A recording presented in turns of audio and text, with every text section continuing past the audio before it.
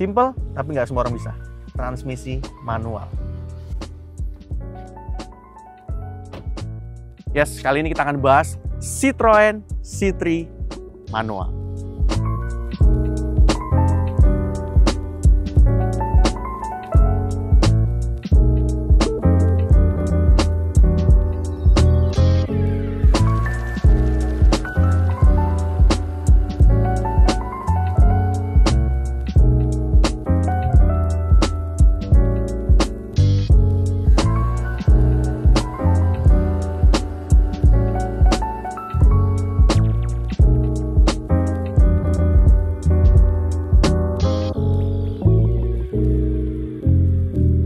Hai guys, welcome back to Auto Max dengan saya Satria Katana, dan sebelah saya sudah ada mobil paling terjangkau dari keluarga Citroen, C3 manual.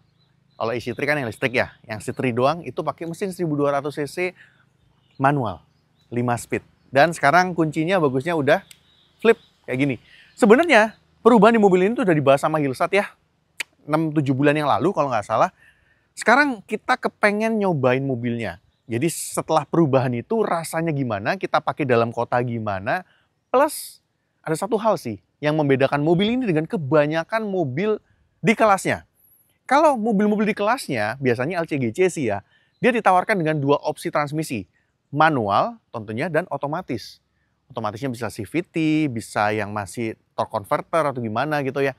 Tapi mobil ini hanya ditawarkan dengan transmisi manual aja.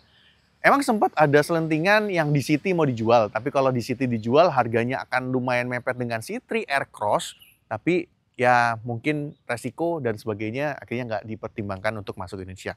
Dijual doang yang manual. Nah, kita juga akan bahas ya beberapa hal tentang transmisi manual ini, karena transmisi manual ini walaupun dengar-dengar banyak ditinggalkan, tapi juga masih banyak pecintanya. Jadi gak usah lama-lama, kita langsung driving aja, gimana rasanya. Oke, jadi kita mulai driving naik si Citroen C3 facelift lah ya, 2025 ini. Dan sebelum kita masuk ke mobilnya, seperti yang saya sebut sebelumnya ya, saya kepengen ngebahas tentang mobil manual di 2025. Dan kita udah lempar postingan ya di Instagram, nanyain sih lebih tepatnya siapa sih yang masih pakai mobil manual sekarang dari follower-follower kita, dan ceritain dong pengalamannya apa aja pakai mobil manual. Masih pakai kenapa, yang udah nggak pakai juga kenapa. Dan ribuan orang ngevote di situ, dan banyak banget yang komen. Ntar kita akan cantumin beberapa yang komennya menarik. Dan intinya sih kalau saya perhatiin ya, masih banyak loh yang pakai manual. Either itu antara karena mereka nggak tinggal di kota besar seperti Jakarta, Surabaya, Semarang, Bandung gitu ya, atau ya masih tinggal di kota besar karena mungkin mobilnya punyanya manual gitu ya.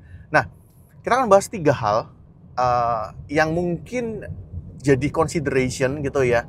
Plusnya kalian pakai manual di 2025, dan juga 3 hal lagi yang lain consideration juga. Minusnya kalau kalian pakai manual di tahun 2025. Kita mulai dari minusnya dulu ya. Balik lagi ini consideration ya. Pertimbangan kalau kalian udah punya mobil manual, pengen ganti lagi manual, atau baru mau pertama kali pengen punya mobil dan pertimbangannya secara budget dan sebagainya itu manual. Pertama, kalau kalian pakai mobil manual, kalian akan masuk ke kaum K3. Bukan keselamatan keamanan kerja, bukan. Maksudnya kaki kiri kerja. Jadi kaki kiri kalian nggak akan diem, karena kaki kiri kalian harus ngopling. Tapi setidaknya mungkin kalau selorohannya banyak follower kita, kaki kanan sama kaki kiri besarnya sama, kalian sama-sama kerja. Adil gitu ya. Nah, kaki kiri kalian kerja, tangan kalian akan lebih banyak kerja, karena ngoper di 1, 2, 3, 4, 5 gitu. Atau turun lagi. Nah, kalau kalian emang willingly untuk kakinya kerja dan tangannya lebih kerja, ya nggak apa-apa, nggak masalah. Cuma, balik lagi, kaum kaki kiri kerja dan juga tangan kerja ini akan mulai kagok kalau ketemu yang namanya macet. Terutama kalau kalian kerja di, atau kalian hidup di kota-kota besar gitu ya. Jadi pertama, kaki kiri, tangan akan lebih kerja, dan kalau macet pasti lebih ribet. Kedua, kalau kaki kalian itu belum disekolahin, ada kemungkinan justru pakai manual karena kan lebih boros. Kenapa? Karena balik lagi, manual ini benar-benar kita fully in control ya. Kalau kalian bejek juga pasti otomatis akan lebih boros. Dan itu kalian untuk beberapa mobil manual tentunya kalian harus tahu sweet spotnya, putaran mesin tertentu di mana kalian harus ngoper. Dan tentunya Citroen di sini ada indikatornya ya. Dan ketiga, opsinya nggak banyak. Oke, memang masih banyak mobil yang ditawarkan opsi antara transmisi manual dan juga transmisi matic. Tapi makin kesini makin dikit. Beberapa mobil sudah ditawarkan hanya untuk matic only ya, karena memang penggunanya mungkin kebanyakan konsumennya kepengennya matic, terutama untuk harga tertentu ya. Kalau kalian harga yang under 200 sampai ke 300 masih banyak opsi manual. Tapi kalau satu-satunya mobil yang ditawarkan hanya manual, mungkin kayaknya tinggal Citroen C3 ini aja. Itu 3 minusnya, 3 plusnya. Pertama tentunya kalian fully in control untuk mobil kalian. Kalian bisa atur di gigi berapa kalian mau jalan. Kalian mau jalan 40 km per jam, gigi 4, gigi 5 juga monggo. Kalian kepengen jalan gigi 1 sampai 30 km per jam juga monggo. Dan itu kepake banget kalau kalian lagi ngadepin jalan-jalan tertentu. Contoh tanjakan, ya, turunan itu ya. Kalian bisa pakein gigi-gigi ini sesuai dengan kebutuhan kalian. Kedua, balik lagi, kalau kaki kalian itu sudah disekolahin, karena kalian balik lagi juga fully in control untuk mobil kalian, tentunya kalian bisa mendapatkan efisiensi BBM yang harusnya lebih bagus. Balik lagi ya, matic sekarang, zaman sekarang juga udah pinter-pinter, banyak juga yang konsumsi BBM juga bagus-bagus. So, balik ke opsi kalian masing-masing. Dan yang ketiga, pada umumnya perawatan mobil manual itu lebih murah dan lebih mudah. Jadi dibandingkan otomatis, apalagi mobil otomatis yang ribet gitu ya, yang komponennya banyak kayak DCT dan sebagainya, itu tentunya mobil manual seperti ini akan lebih mudah dan murah untuk dirawatnya. Oke, itu untuk masalah permanualan. Kita bahas masalah mobilnya. Nah, kalau ngomong C3 manual ini, pertama visibility dan juga NVH gimana. Untuk visibility ini mobil, saya udah posisiin di posisi duduk paling rendah. By the way, ini kursinya bisa naik turun, recline, dan juga sebagainya. Oke, setirnya sayangnya cuma tilt doang. Dan posisi duduknya di posisi paling rendah seperti yang saya lakukan ini, yang saya coba ini, posisinya masih commanding banget. Ini klap mesin aja masih kelihatan. Untuk sebuah city car, ini rasanya SUV banget ya. Visibility ke depan jadinya bagus. Spion ke belakang sayangnya, ya balik lagi, ya masih manual, tekuknya manual, aturnya juga manual dengan tongkat sakti seperti ini. Tapi minimal, ini tongkat sakti ini masih lebih ngebantu daripada nggak ada sama sekali. Daripada kalian harus total gitu ya. Tapi memang kesannya secara looks jadul banget gitu loh, ada tongkat sakti kayak gini ya. Nah, ke belakang sebenarnya oke juga, tapi memang kalau ke belakang dibantu dengan sensor parkir dan juga ada kamera mundurnya. Nah, terus bantingannya gimana? Ini salah satu yang kita suka banget dari Citroen. Ini mobil bantingannya enak banget, empuk banget. Kalian kalau ngelewatin jalanan-jalanan yang agak bumpy, ini kita ngelewat jembatan nih, agak lompat begini, nggak berasa, masih enak banget. Ini turun, nah masih enak juga. Bahkan ini depan ada speed trap ya, ada speed bump, kita ngelewatin aja, gigi 2, 40, dan masih enak. Masih enak banget. Ini bantingan, ciri khas bantingan yang kalian tidak akan dapatkan di harga segini. Biasanya di harga under 200 atau 200 jutaan deh. Itu mobil-mobil budget dengan suspensi yang setupnya juga budget. Rata-rata keras atau kaku. Kalaupun nggak sekeras atau nggak sekaku itu pun mungkin kentang biasanya. Kalau di mobil ini nyaman banget. Ini memang salah satu poin yang mungkin bisa memikat calon konsumen dari mobil ini gitu. Nah, di luar itu juga mobil ini menggunakan ban yang lumayan tebel ya, 195/65. Jadi mobil tuh profilnya 50, 55, 60, dia kasih 65. Jadi emang tebel banget. Tapi memang nanti akan ngaruh ke konsumsi BBM juga sih.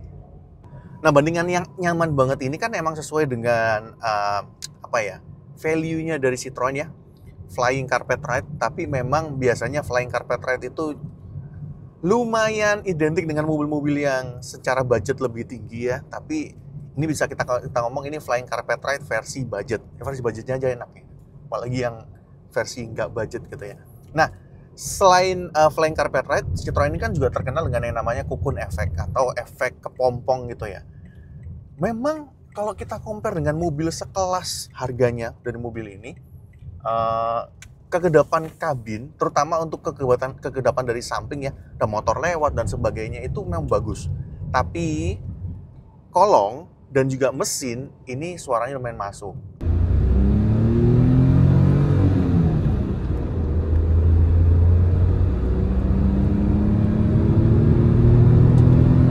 Terutama kalau mesin udah 2000-an RPM, 2000 something, 2500 gitu, mulai masuk, 3000 udah masuk banget, karena lagi mesin 3 silinder juga ya. Dan kolong, kayaknya bannya sih memang agak berisik ya, dan kegedepan kabin dari kolongnya juga nggak terlalu bagus-bagus amat, jadinya kolong dan mesinnya itu masuk banget. Itu untuk masalah kegedepan kabin. Nah, mesin sekarang. Mesin 1200 cc 3 silinder EB2F ya. Ini mesin yang dipakai sama Citroen C1 dari sejak tahun 2014-an. Dan tenaganya sekitar 82 PS di 5750 RPM. Torsinya sekitar 115 Nm di 3700 kalau nggak salah. Ya 3000-an RPM kalau nggak salah. Jadi kerasa banget ini mobilnya, torsinya jambak. Kalau kita lagi jalan kayak gini, kita agak bejek aja. Ini torsinya lumayan berasa untuk mobil sekecil ini ya.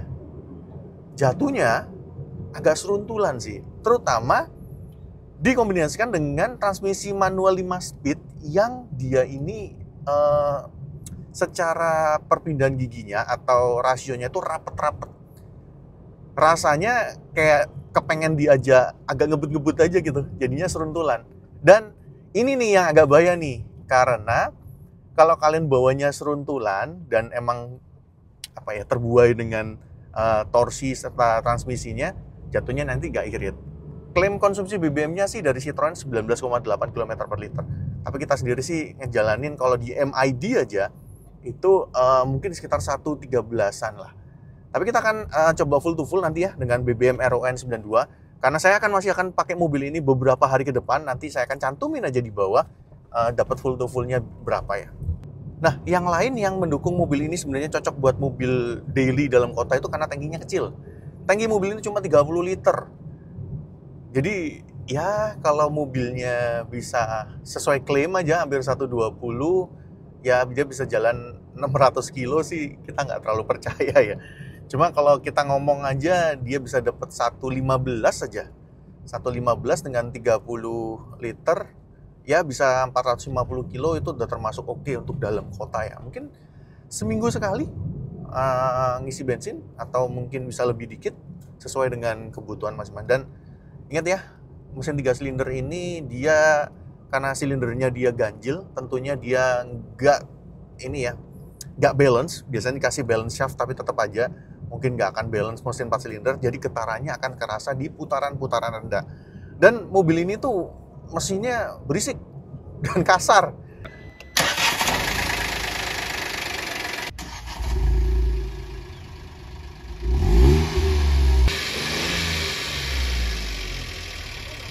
Jadi beberapa orang mungkin akan ngerasa kayak suara mesin diesel ya. Karena emang mesinnya agak kasar dan juga lumayan berisik suaranya.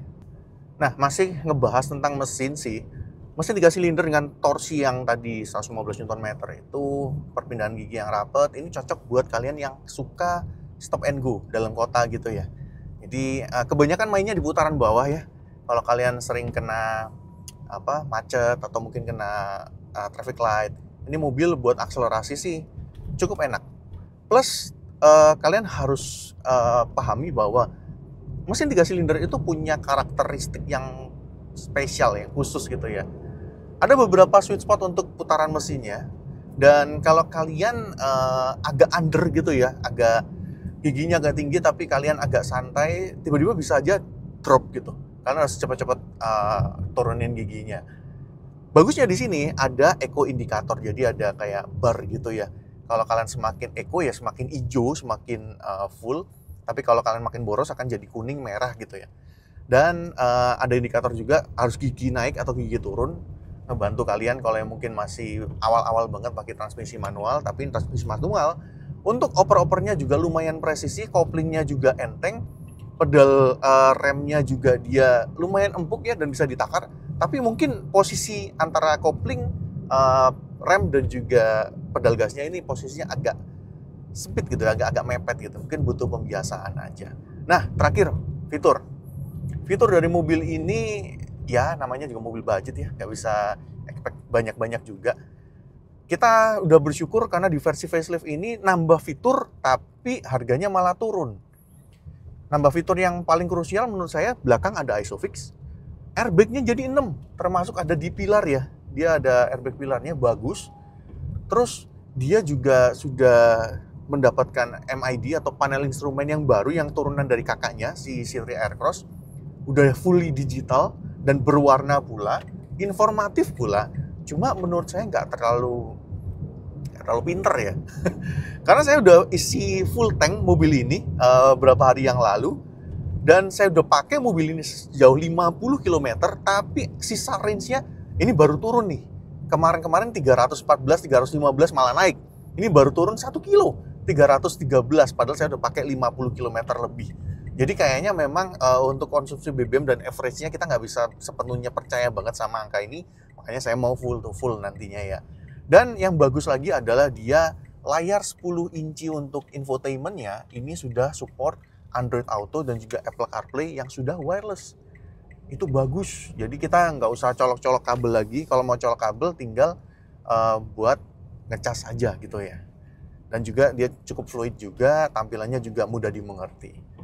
Udah sih kalau fitur itu aja. Satu hal mungkin yang fitur yang nggak dikasih dari versi India itu adalah AC digital. AC-nya di sini masih manual aja. ABS, EBD juga masih ada, pengatur ketinggian lampu yang manual juga dia masih ada. Udah kalau fitur sih standar aja ya.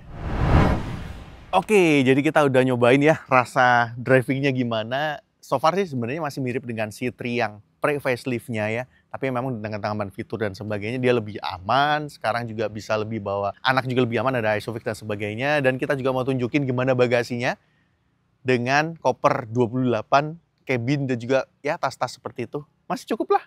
Kalau kalian mungkin diusir sama istri kalian karena ketahuan beli Nintendo Switch 2, ya bisa pakai mobil ini. Ya, oke, sebelum kita masuk ke kesimpulan tentang mobil ini, kita akan membahas sedikit beberapa fun fact dan juga plus minus dari mobil ini secara keseluruhan. Pertama, fun fact-nya mobil ini walaupun namanya C3, tapi C3 yang kita dapat bukan C3 yang di Eropa. C3 yang kita dapat adalah C3 yang versi India, generasi ketiga yang ada di India. Sedangkan sebenarnya secara global, C3 itu sudah generasi keempat. Jadi generasi keempat dan juga generasi ketiga yang di India, sekilas agak mirip tapi sebenarnya beda sih. Kalau yang Eropa lebih Eropa banget lah. Yang ini ya Asia gitu ya. Dan dibandingkan versi India juga dia punya beberapa fitur yang nggak ada. Contohnya adalah AC climate control yang digital gitu ya, di dalam itu nggak ada. Dia masih putar-putar yang manual aja gitu. Dan mobil ini juga menjadi salah satu mobil passenger di Indonesia yang hanya ditawarkan untuk opsi manual aja. Nggak ada maticnya sama sekali. Nah, plus dan minus, apa yang kita suka dan apa yang kita nggak suka dari mobil yang kita suka, tentunya dia memiliki bantingan yang enak, dia punya kegedepan kabin yang lumayan bagus, mesinnya, torsinya berasa banget, transmisi manualnya juga dia cukup rapat ya rasionya, jadi buat stop and go dia enak. Tapi balik lagi, karena dia manual, kaum kaki kiri kerja. Mungkin buat kalian yang tinggalnya di kota-kota besar yang macet banget, ya begitulah. Build quality mobil ini, balik lagi mobil budget, build quality-nya juga gak gimana-gimana banget, dan juga untuk kabinnya juga gak terlalu lega. Nah, kesimpulannya, buat siapakah mobil ini? Pertama, buat kalian yang masih mau pakai manual. Kalau nggak mau ya jangan beli mobil ini gitu, nggak ada maticnya. Kalau masih mau pakai manual, silakan pertimbangkan, silakan test drive. Kedua, kalian kepengen mobil kota aja, dalam kota aja, tapi dia punya stance ala SUV, terutama ground clearance-nya lumayan tinggi, 180 mm. Udah lebih dari cukup untuk kota-kota pada umumnya Jakarta dan sebagainya, ngelewatin lubang dan sebagainya masih cukup aman. Dan kalau kalian pertimbangin banget yang namanya bantingan yang nyaman, karena di level mobil ini rata-rata keras atau kaku atau kentang malah. Kalau mobil ini nyaman banget.